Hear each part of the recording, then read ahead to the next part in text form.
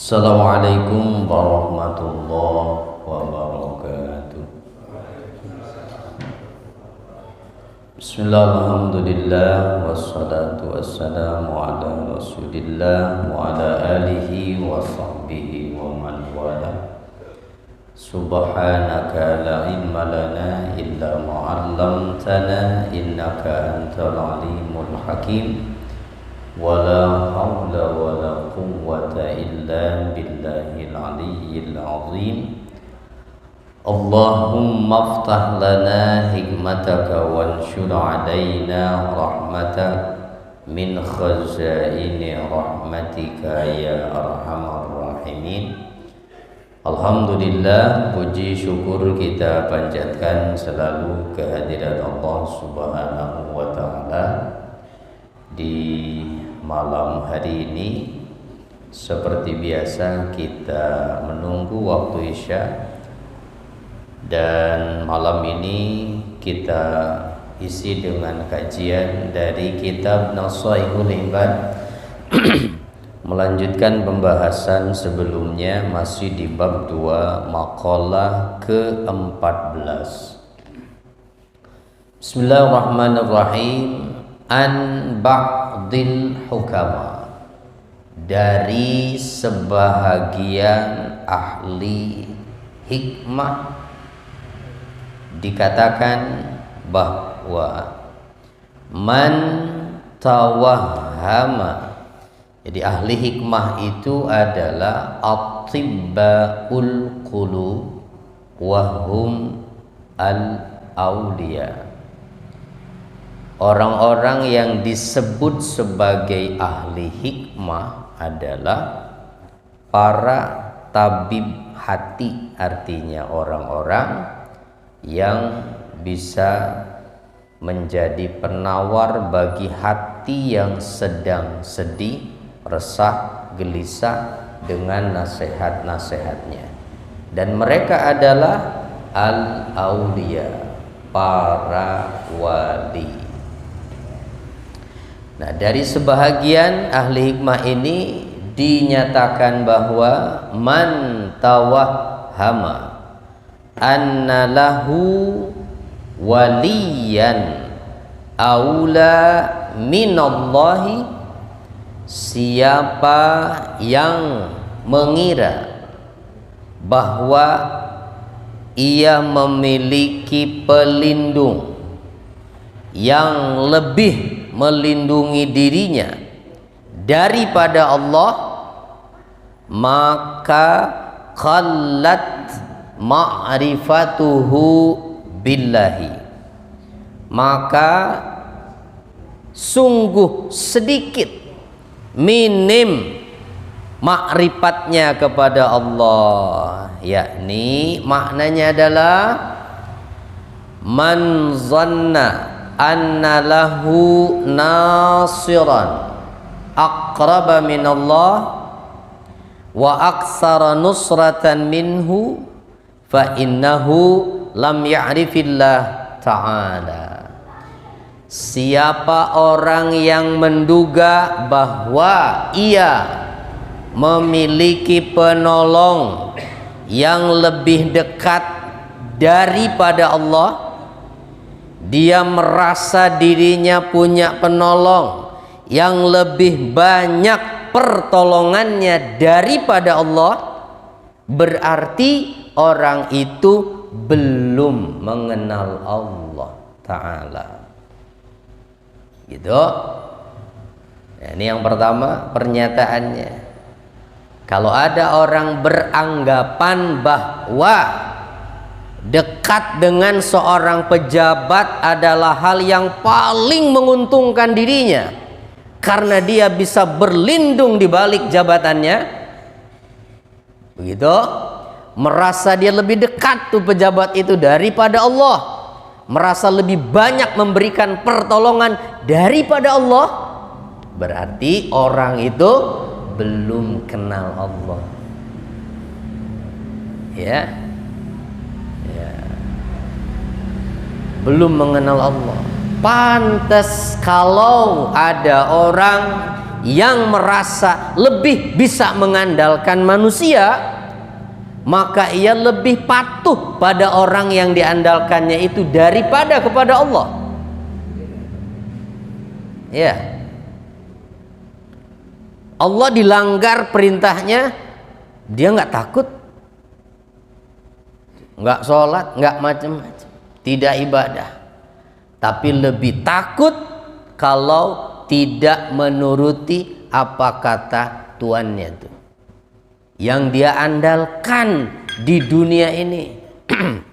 Pertolongannya, perlindungannya, bantuannya, perhatiannya, gitu.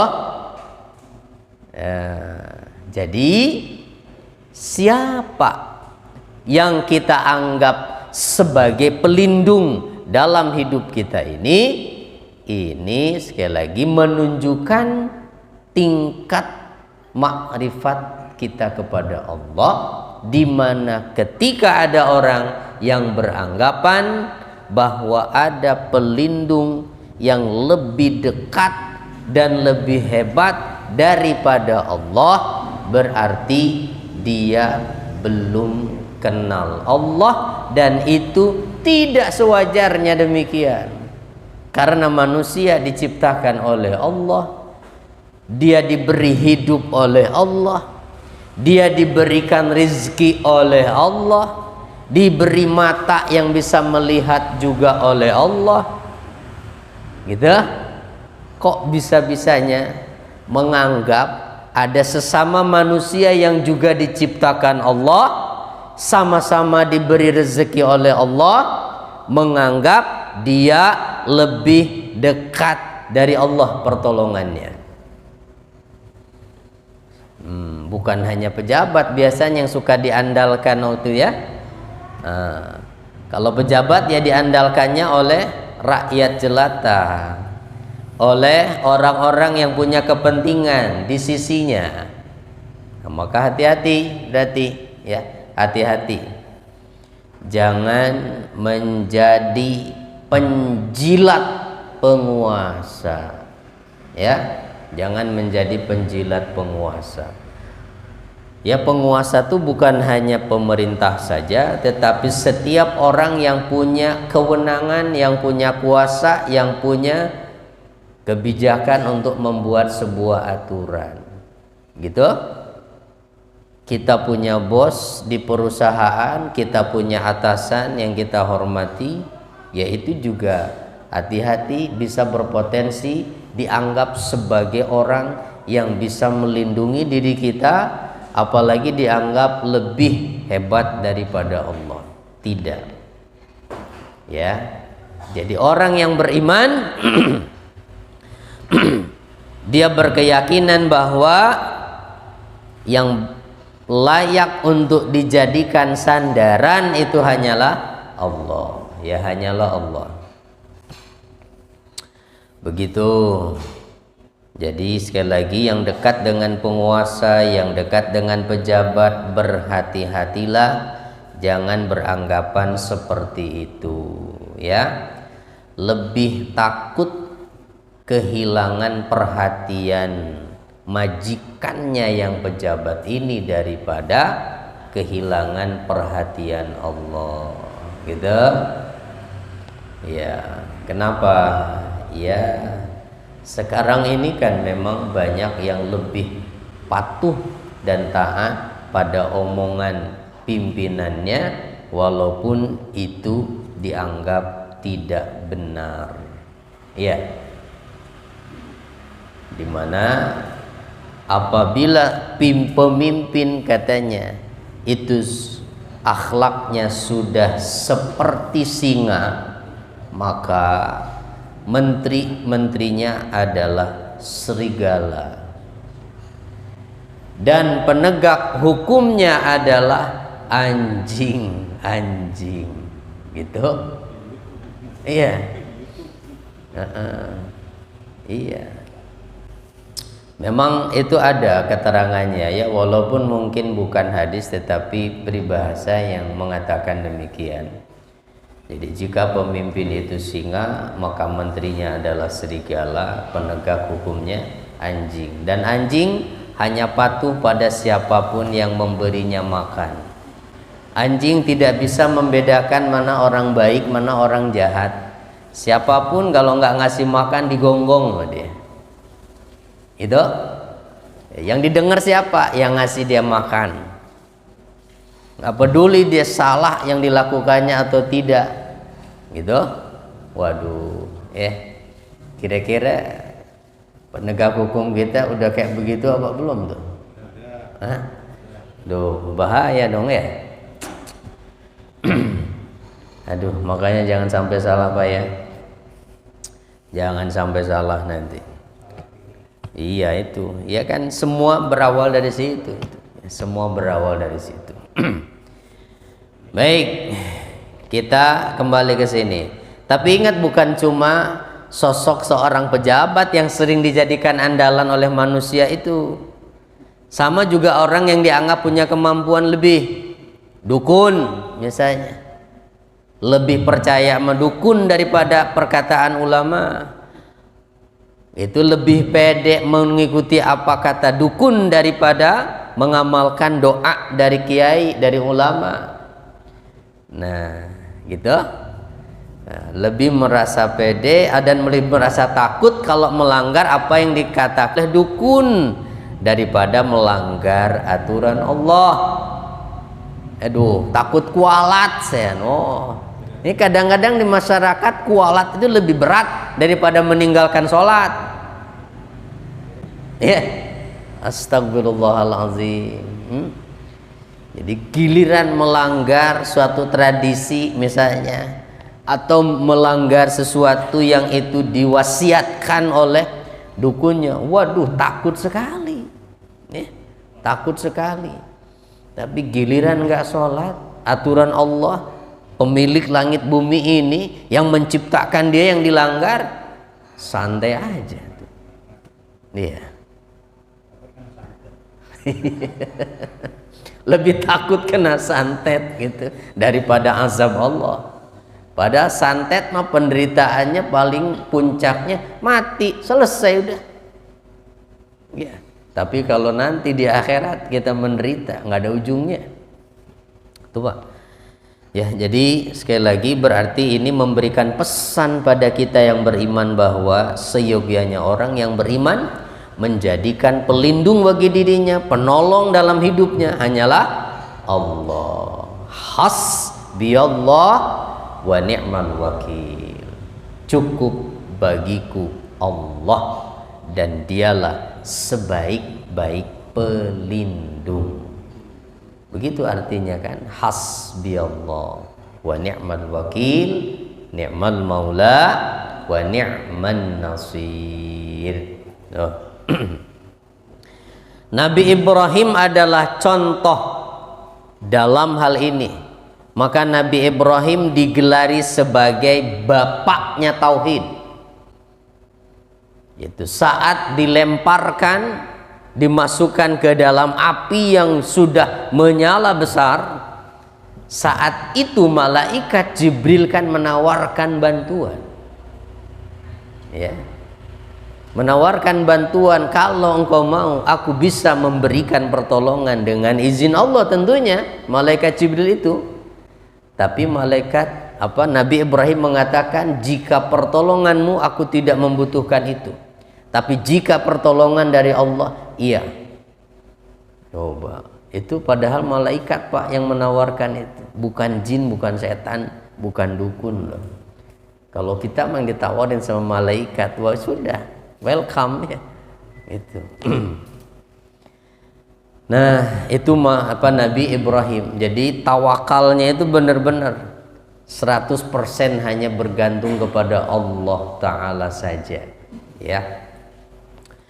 Kenapa? Karena hanya orang yang bergantung kepada Allah yang akan merasakan tenang dalam hidupnya dan berani menghadapi segala kondisi apapun.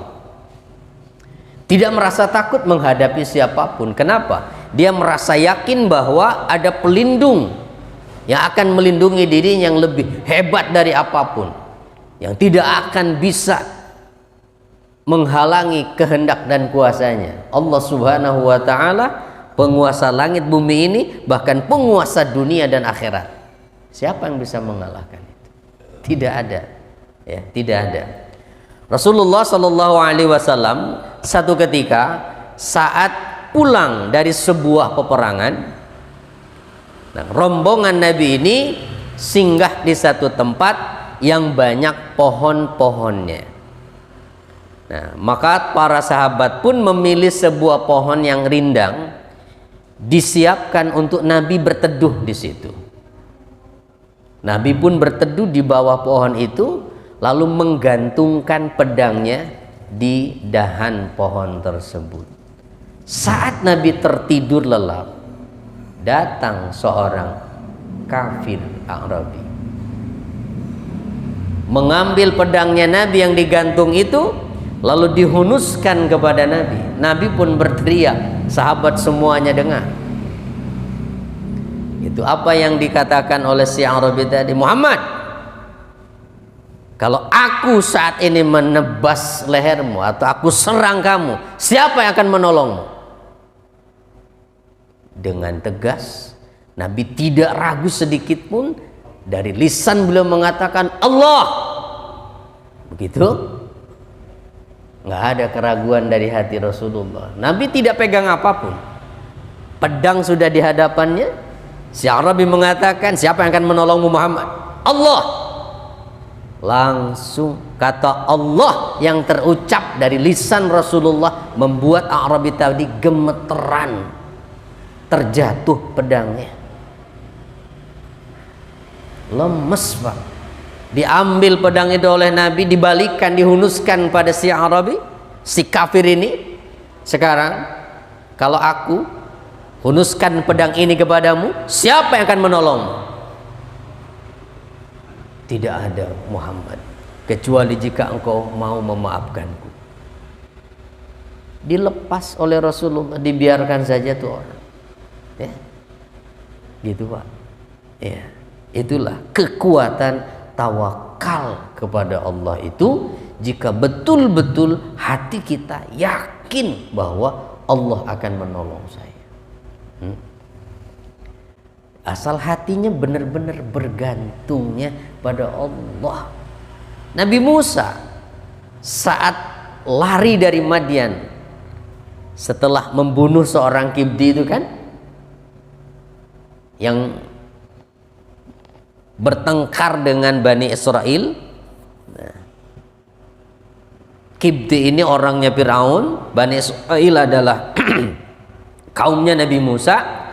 Nah, Nabi Musa menampar orang Kibti itu sampai meninggal dunia. Karena takut dari Fir'aun, Nabi Musa lari ke Madian seorang diri. Sampai di Madian, ketemu dua orang perempuan yang sedang kesulitan mau memberikan minum hewan-hewan ternaknya karena sumurnya tertutup batu besar. Maka Nabi Musa tanpa pamrih apapun, tanpa ada keinginan apapun, langsung menolong kedua perempuan itu, mengangkatkan penutup sumurnya, dan mereka bisa memberikan minum ternaknya. Lalu keduanya pergi tanpa memberikan apapun pada Nabi Musa. Itu walaupun hanya sekedar minum atau makanan, padahal Nabi Musa haus dan lapar saat itu. Jauh Pak dari Mesir ke Madian itu. Lapar, haus, tidak tahu harus kemana, siapa yang harus ditemui, tidak punya saudara, tidak punya teman.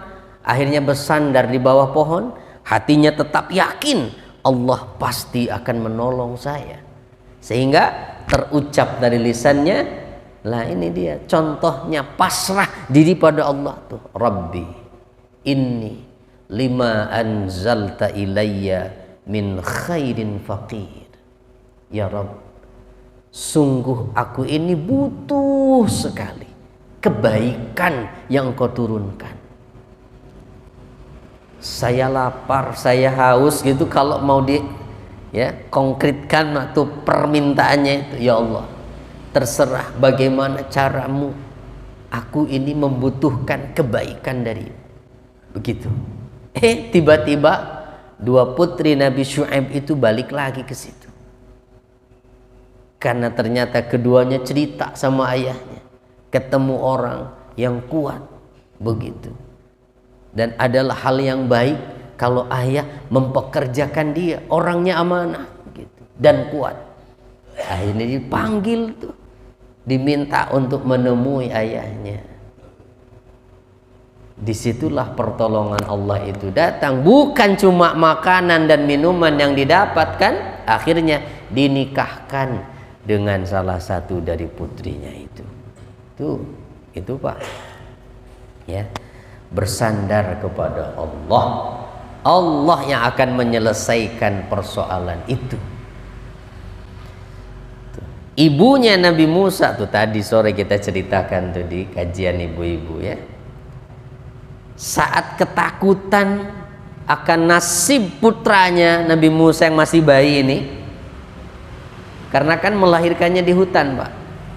Kalau ketahuan oleh prajuritnya Fir'aun sudah habis dipenggal karena bayi laki-laki putranya ini.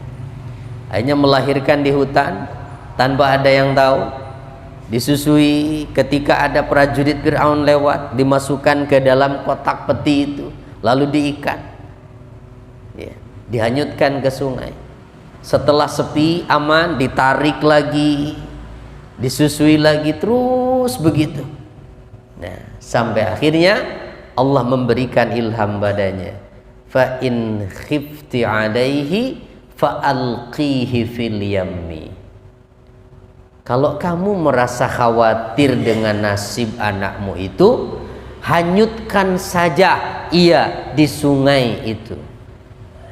Kan nggak masuk akal itu.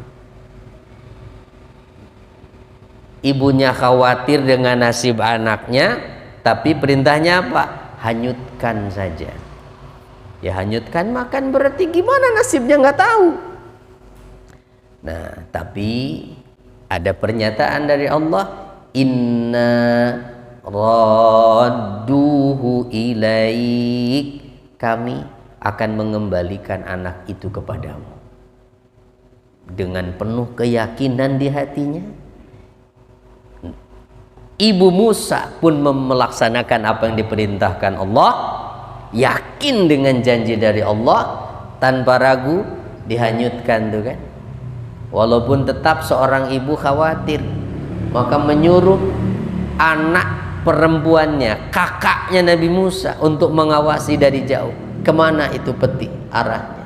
Ternyata ke istananya Fir'aun. Lebih takut lagi. Tapi ternyata apa yang terjadi setelah itu? Kemudian ada kabar bahwa istana Fir'aun membuat sayembara. Siapa yang bisa menyusui bayi yang ada di istana, maka ia akan mendapatkan bayaran. Itulah cara Allah. Banyak ibu yang ngantri, berusaha ingin menjadi tuh ibu yang menyusui bayinya Musa di istana itu, ya semuanya ditolak. Ibunya hadir di situ dan Fir'aun tidak menyadari kalau itu ibunya. Ikut ngantri dan diterima akhirnya oleh Nabi Musa itu yang masih bayi itu air susunya. Maka dengan senang hati Fir'aun menyerahkan bayi Musa ini kepada ibunya. Silahkan kau susui, silahkan bawa pulang ke rumah. Bahkan ia dapat gaji dari istananya Fir'aun. Aman, nyaman, dibayar pula. Coba. Itulah rahasia di balik skenario Allah itu. Kalau mau suuzon kepada Allah, mungkin ibunya Musa nggak akan mau menghanyutkan anaknya itu. Mau membunuh anaknya mungkin berpikir begitu. Tapi dia yakin Allah akan menolongnya. Nah itu, yakinlah bahwa Allah akan menolong saya. Dan keyakinan itu hanya akan muncul dari hati seseorang yang taat pada Allah. Orang yang beriman dan taat beribadah kepadanya. Seorang pendosa, orang yang tidak pernah melaksanakan ibadah, mana ada keyakinan begitu. Ahli maksiat apa bisa menghadirkan keyakinan semacam itu? Allah akan menolong saya. Nggak bisa, Pak. Dia mau berdoa saja mungkin malu.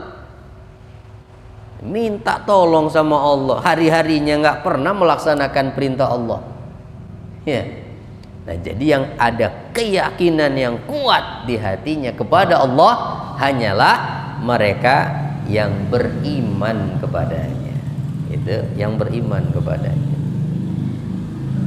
Coba terus yang kedua, nah pernyataan yang kedua, waman tawahhama anna lahu aduwan a'da min nafsi qallat ma'rifatuhu binafsi.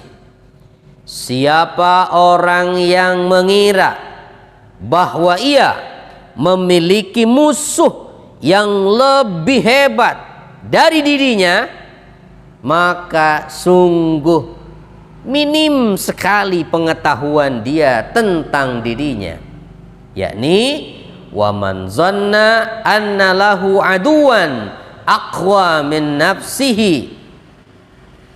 Siapa orang yang menduga bahwa ada musuh yang lebih kuat daripada dirinya, yaitu nafsunya, hawa nafsu yang selalu memerintahkannya pada keburukan, serta nafsu lawamah yang terkadang menyimpang dari kebaikan. Tuh di dalam diri kita itu ada dua, itu kecenderungan nafsu itu ya, yang suka menyimpang itu ammarah, yang kecenderungannya selalu pada keburukan. Ada lawamah yang terkadang cenderung pada kebaikan, terkadang cenderung pada keburukan. Yaitu rata-rata kita itu barangkali.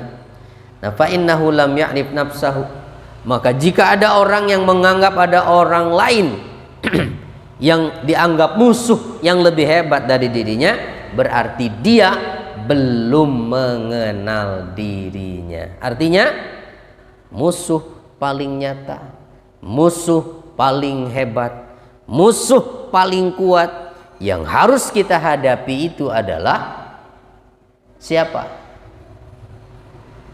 Diri kita sendiri, hawa nafsu kita sendiri.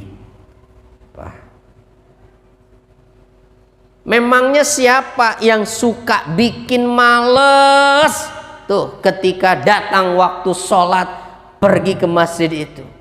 Kan bukan tetangganya, ya, kita.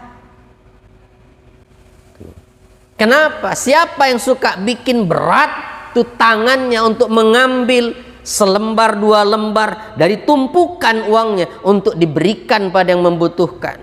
Siapa yang berpikir tuh, yang menyuruh dia berpikir bahwa sayang ini dirinya?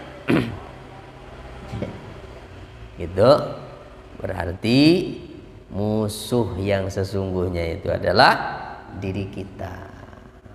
Lebih berat, Pak, melawan hawa nafsu itu daripada melawan musuh yang nyata, orang kafir yang memusuhi kita. Lebih berat menghadapi hawa nafsu kita, ya. Kenapa? Kalau kita menghadapi orang kafir di medan perang, maka fokus perhatian kita cuma satu, membunuh si kafir itu. Ya, lawan kita jelas. Tapi saat kita menghadapi musuh diri kita, ya, setan juga kan ikut di situ membantu. Jadi yang kita hadapi itu sesungguhnya dua tuh, ya. Pertama setan, kedua hawa nafsu yang juga membantu setan mengalahkan kita. Makanya berat. Pantas kalau Nabi menyatakan saat pulang dari satu peperangan bahwa raja'na minal jihadil asghar ilal jihadil akbar. Baru saja kita kembali dari jihad yang kecil menuju jihad yang lebih besar. Apa maksud Nabi? Jihad yang lebih besar itu melawan hawa nafsu kita sendiri, ya. Hawa nafsu yang kadang mendorong kita untuk menolak sebuah kebenaran hanya karena kebenaran itu datang dari orang yang tidak kita sukai. Itu hawa nafsu. Tuh. Bab, kalau mau berpikir dengan akalnya, ya dia akan terima itu, ya. Tetapi hawa nafsunya yang menjadikan dirinya egois, yang menjadikan dirinya takabur, menolak kebenaran dan merendahkan orang lain.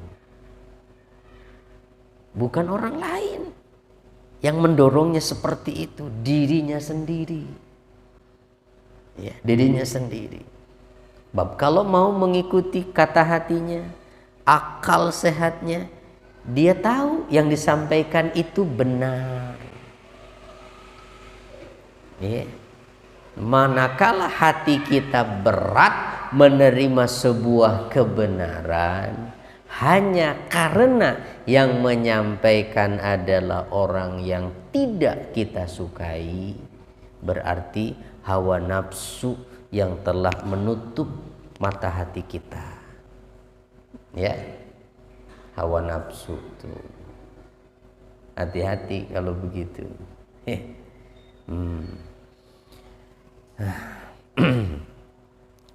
Jadi saat kita mendengar sebuah nasihat kebenaran, harusnya ya terima saja dari siapapun itu.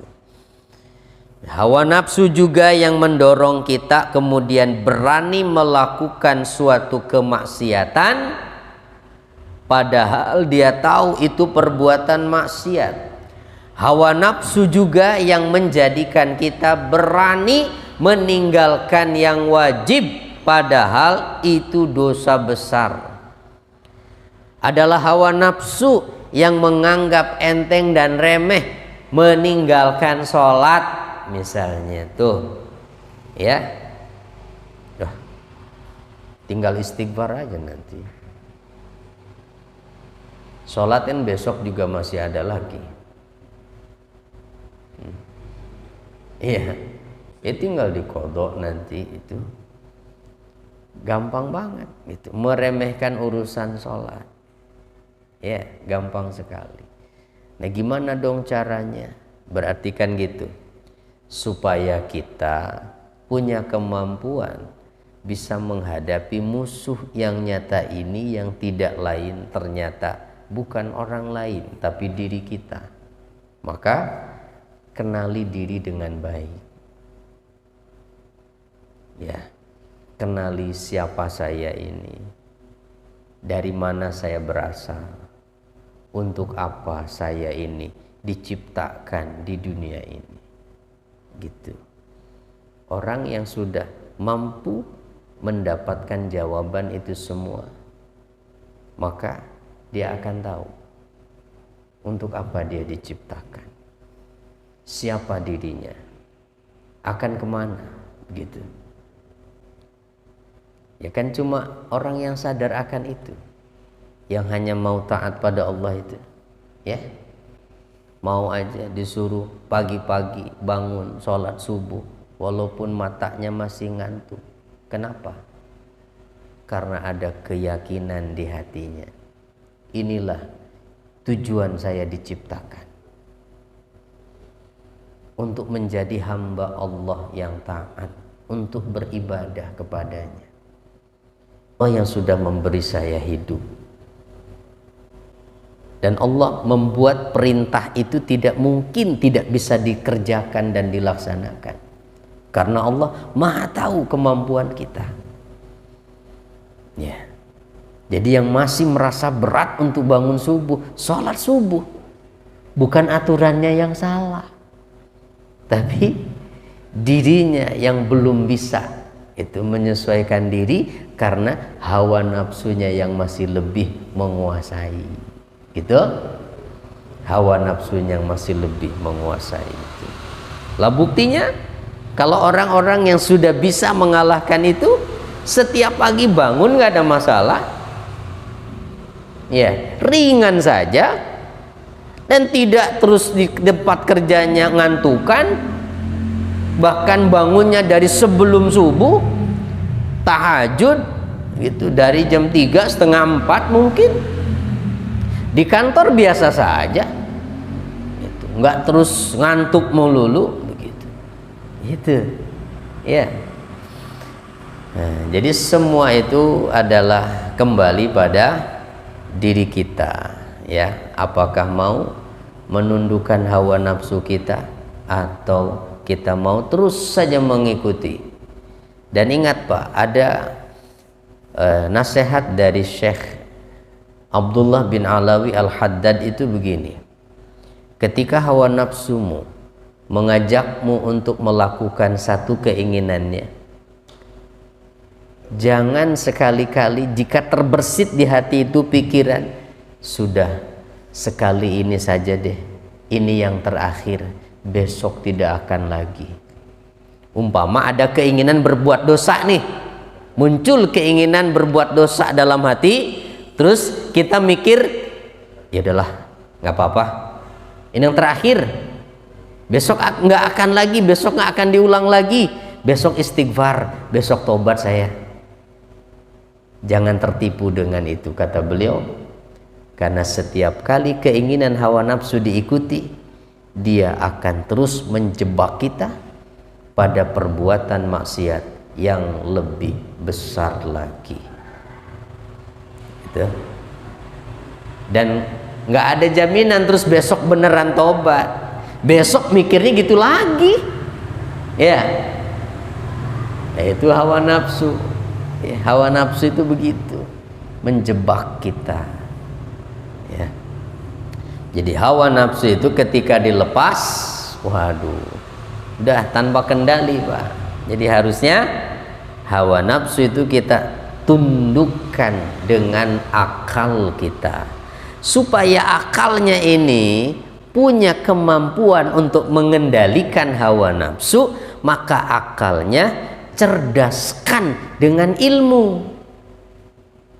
Bab kalau nggak punya bekal ilmu, akal juga jadi tumpul, nggak bisa tuh mengalahkan hawa nafsu itu, ya. Tidak bisa melawan lintasan-lintasan pikirannya itu.